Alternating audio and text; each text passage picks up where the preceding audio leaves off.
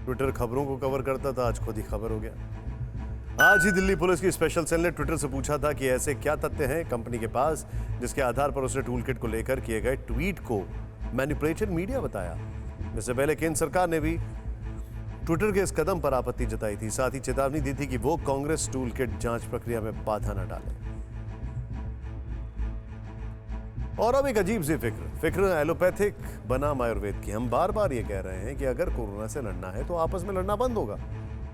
ये वक्त समाधान का है, इसके लिए विवाद नहीं बल्कि संवाद की जरूरत है। अब योग गुरु बाबा रामदेव ने एक बयान दिया और उसके बाद विवाद शुरू हो गया, लेकिन फिलहाल थम गया। आपको ये खबर देखनी चाहिए ताकि आप ऐसे किसी विवाद का हिस्सा ना बने, या दोबारा ऐसे विवाद हो तो आप उसमें सही भूमिका निभा सकें। मैं बहुत बड़ी बात कह रहा हूं, हो सकता है इसके ऊपर कुछ लोग विवाद करें। लाखों लोगों की मौत एलोपैथी की दवा खाने से हुई है।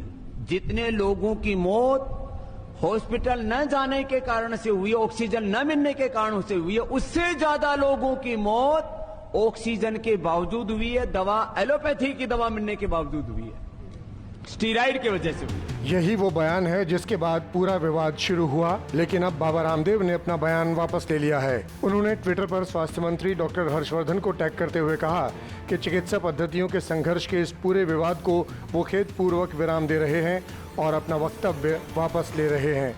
बाबा रामदेव ने वो चिट्ठी भी सार्वजनिक की है जो उन्होंने डॉक्टर हर्षवर्धन को भेजी है। इसी के साथ डॉक्टर हर्षवर्धन ने भी ट्वीट करके कहा है कि बाबा रामदेव ने एलोपैथिक चिकित्सा पर अपना बयान वापस लेकर जिस तरह पूरे मामले को विराम दिया है वो स्वागत योग्य है। हमें पूरी दुनिया को दिखाना है कि भारत के लोगों ने किस प्रकार डट कर कोविड-19 का सामना किया है। लेकिन विवाद के शांत होने के पहले जो तूफान खड़ा हुआ वो कम से कम ऐसे वक्त में तो नहीं होना चाहिए था। बाबा रामदेव का वायरल वीडियो सामने आने के बाद शनिवार को इंडियन मेडिकल एसोसिएशन ने स्वास्थ्य मंत्री को चिट्ठी लिखकर उनके बयान पर आपत्ति जताई थी और उनके खिलाफ मुकदमा चलाने की मांग की थी। आईएमए ने अपनी चिट्ठी में दो प्रमुख बातें कही थीं। पहली बात यह कि एलोपैथी के खिलाफ भ्रम फैलाने के लिए एक बड़ी आबादी का नुकसान होगा, और दूसरी बात यह कि उन्होंने drugs controller general of India यानी DCGI और स्वास्थ्य मंत्री की साख को भी चुनौती दी है। आईएमए ने कहा था कि सभी जानते हैं बाबा रामदेव और उनके साथी बालकृष्ण बीमार होने पर एलोपैथी इलाज कराते हैं, इसके बाद भी वो एलोपैथी के बारे में भ्रम फैला रहे हैं। हालांकि पतंजलि योग पीठ के महामंत्री आचार्य बालकृष्ण ने सफाई देते हुए कहा था कि बाबा रामदेव सिर्फ एक व्हाट्सएप मैसेज पढ़ रहे थे। मॉडर्न साइंस और अच्छे डॉक्टरों के खिलाफ उनकी मंशा गलत नहीं थी। लेकिन स्वास्थ्य मंत्री डॉक्टर हर्षवर्धन ने कहा कि बाबा रामदेव की ओर से आया ये स्पष्टीकरण नाकाफी है।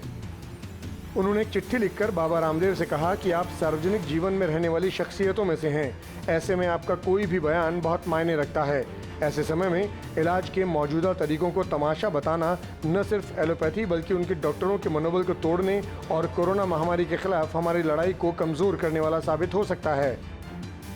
दरअसल बाबा रामदेव ने ऐसे वक्त में ये बयान दिया जब डॉक्टर दिन रात एक करके हर रोज लाखों मरीजों का इलाज कर रहे हैं और अपनी जान की भी परवाह नहीं कर रहे। कोरोना की दूसरी लहर में अब तक 420 डॉक्टरों की मौत हो चुकी है। अकेले दिल्ली में 100 डॉक्टर मरीजों की सेवा करते हुए संक्रमित होकर अपनी जान गंवा चुके हैं। आईएमए ने जो जानकारी दी है उसके मुताबिक बिहार में 96 डॉक्टरों का कोरोना के चलते निधन हो गया। इसी तरह उत्तर प्रदेश में 41, गुजरात में 31, आंध्र प्रदेश में 26 डॉक्टरों की मौत हो गई। पिक्चर अभी बाकी है, the show must go on. और तो और इस महामारी में देश ने आईएमए के पूर्व अध्यक्ष डॉक्टर के अग्रवाल को भी खो दिया। डॉक्टर अग्रवाल का वो आखिरी वीडियो भला कौन भूल सकता है जिसमें वो ऑक्सीजन के सहारे लोगों से बात कर रहे हैं और कह रहे हैं the show must go on. The show must go on. मेरे जैसे लोग ऑक्सीजन पे भी क्लासेस लेंगे और लोगों को बचाने की कोशिश करेंगे। That's what we represent, the collective consciousness of the society. I am not KK Agarwal. I am the medical profession. The show must go on. Our job is to shift to जुगाड़ू OPD.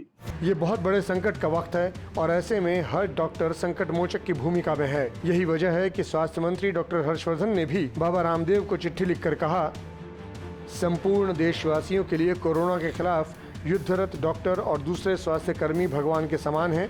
ऐसे में आपने अपने वक्तव्य से न केवल corona योद्धाओं का निरादर किया है, बल्कि देशवासियों की भावनाओं को भी गहरी ठेस पहुंचाई है।